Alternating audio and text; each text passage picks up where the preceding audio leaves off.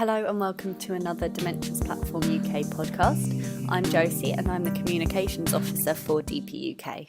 I'm here with Dr Sarah Bauermeister to talk about the data portal. So Sarah, would you mind just giving us a brief overview about what the data portal is, please? Okay, so the data portal is a repository or a storage facility, if you could think of it like that, for population, birth and disease cohorts. So these are collections of data which have been perhaps collected for a specific purpose and following usually healthy people, but often they might be disease specific as well. And so the data portal stores these data sets. We don't own the data, the cohort owners still own them, but we provide access for industry and academic researchers to repurpose these data sets for dementias research. So how would a dementia researcher use one of these cohorts in their research?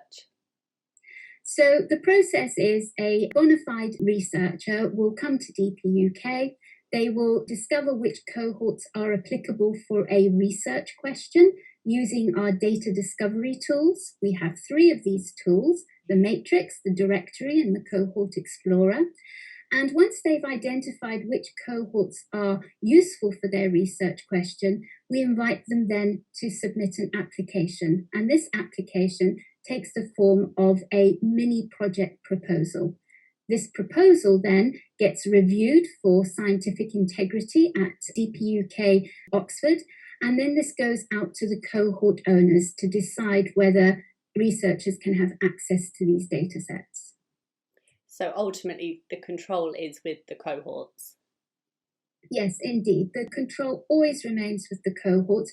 We are a data access management platform. So in other words, we are assisting cohorts with attracting researchers to access their data sets in a very secure environment.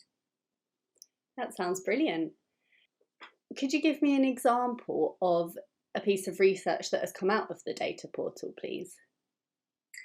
So some important research that has come out of the portal, which is actually using over 10 cohorts, is a project I lead on, but I have over, I think, 8 to 10 researchers actually working on this project.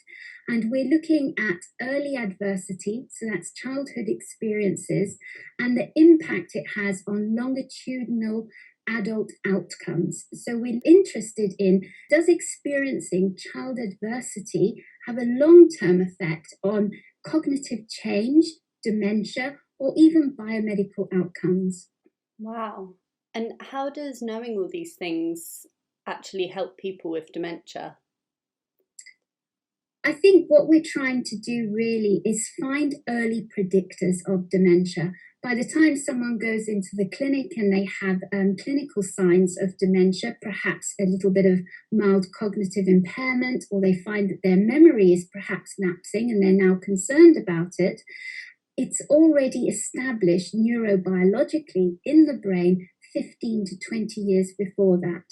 So if we can start to identify factors in early life, long before the clinical signs of dementia, that perhaps contribute to this later life decline, we can work with interventions, understanding, and also just being aware of what contributes to this lifetime effect on later life cognition. That does sound really useful. And is this just available to researchers in the UK? No, the data portal is an international platform. It has a global reach of all over the world. So no matter where you are, whether it's in Australia or the USA or in Germany, you can access these data sets. And all you need to have is an academic or an industry email address. Brilliant. And how much could a researcher expect to pay for this? So almost all of our data sets are free. And so that is the most wonderful opportunity for a lot of researchers, especially in institutions and countries where there isn't a finance or a budget for research. They are able to apply for these data sets for free, access them, and utilize the data portal for free. And this includes all the pre-installed statistical packages, such as Stata, MATLAB, SAS, SPSS. They're all pre-installed and free to use. That's incredible. So you're saying that you can use these systems. How does that work? Is it an online platform or do they download them? How does that work? So to apply for the data, as I previously mentioned, they identify the cohorts of interest, submit the application form, and once this has been approved by the cohorts or the data owners, we set them up with a virtual desktop using VMware, and it has a two-step login secure process. They need a password and they also need a generated code from their mobile device. And once they've downloaded the virtual desktop onto their laptop or their normal desktop, they're able to log into the data portal and they'll have a user account where they can do some private work. And they'll also have a project account where all the cohorts that they've applied for, a copy of their data sets will be within that folder. They can't download the data. They can only access the data within the data portal. And this goes for whether they're an individual or a group. The group will all have access to this folder. That sounds like the safest way to do it. And how many cohorts are available in the data portal? Well, at the moment, we have approximately 50 cohorts, and all of these have a different process of perhaps applying for them. So a lot of our cohorts, over half of them, you can simply apply through us. The application goes to the cohort owners, and once it's approved, we can then simply switch on that data set so it can be seen within the project folder. Some of our cohorts, they'd like to keep the data off the platform until it's been applied for, and then they upload the specific data set for that project. That makes sense. Can just anybody join a cohort? So the actual cohort themselves, they are collecting data, as I said, for a specific purpose. And usually if you can find a cohort in which you fit, so if they're looking for 18 to 65-year-olds who are healthy, then definitely anyone can join a cohort. And we really do welcome people to apply for cohort and research because it can be repurposed for dementias research. So once you have applied for the cohort, it's been approved, you're set up with your virtual workspace with DPUK, do you get any further support or are you just on your own then researching? Yes, indeed. You get support from DPUK, our technical team in Swansea. They're always on hand to answer questions about data access, perhaps uploading scripts, because you can bring in your own scripts, which you've perhaps, say, written in Python. You can upload those onto the portal. So although you can't download, you can bring in your own scripts, programs, and data. And our technical team in Swansea are always on hand to give you advice about how to do that.